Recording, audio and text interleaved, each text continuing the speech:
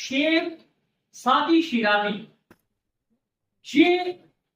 باغ میں جاتے ہیں اور باغ میں مٹی کھا کے اس مٹی سے پوچھتے ہیں، مٹی سے خوشبو آ رہی ہے، فریگرنس، وہ پوچھتے ہیں کہ اے مٹی تیرے اندر سے خوشبو آ رہی ہے جبکہ تیری فطرت میں تو ایسا نہیں ہے۔ تو وہ مٹی جو ہے اس کو زبان ملتی ہے۔ یہ جو شاعر لوگ ہیں، یہ جو رائٹر لوگ ہیں، یہ تخیلاتی انداز میں چیزوں کو بیان کرتے ہیں، امیجینیشن ہوتی ہے۔ تو وہ کہتے ہیں میرے بچوں، مٹی کو آواز ملی تو مٹی کہتی ہے کہ اے شیخ تو صحیح کہہ رہا ہے کہ میری فطرت میں خوشبو نہیں ہے، لیکن میں نے اپنا کچھ وقت، کچھ ٹائم پھولوں کے ساتھ گزارا ہے، میں نے اپنا کچھ وقت گلاب کے ساتھ گزارا ہے، تو یہی وجہ ہے کہ اس گلاب کی مہک جو ہے وہ میرے اندر سے بھی آ رہی ہے۔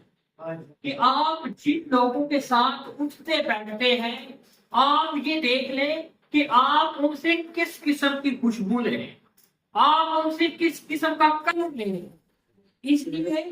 کہتے ہیں کہ صحبت صالح صالح بلند، کہ اچھوں کی صحبت، اچھوں کی دوستی، نیک لوگوں کا ساتھ، اچھے لوگوں کے ساتھ آپ کا بیٹھنا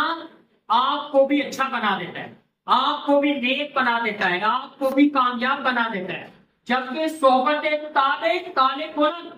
اور برے لوگوں کے ساتھ بیٹھنا، برے لوگوں کی دوستی آپ کو برا بنا دیتی ہے۔ جس طرح ایک مقناطیس جو ہے، ایک جو میگنیٹ ہے، وہ اپنے ساتھ ملے ہوئے لوہے کے اندر بھی میگنیٹائز کو کر دیتا ہے، اس کے اندر مقناطیسیت پیدا کر دیتا ہے۔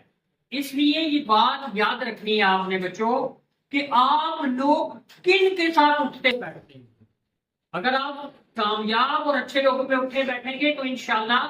آپ بھی اچھے ہو جائیں گے اور کامیاب ہو جائیں گے، اور اگر اس کے برعکس ایسے لوگوں کے ساتھ اٹھتے بیٹھتے ہیں جو کامیاب نہیں ہیں، تو پھر بیٹا آپ کے اندر بھی وہی خصوصیات، وہی خوبیاں آتی چلی جائیں گی۔ اس لیے شیخ سعدی ہی اس بات کو اپنے پلے باندھ لیں کہ ہمیشہ اچھے لوگوں کے ساتھ بیٹھے، ہمیشہ کامیاب لوگوں کی کمپنی اختیار کریں، تاکہ ان کی خوشبو، ان کا کلر آپ میں بھی آ جائے۔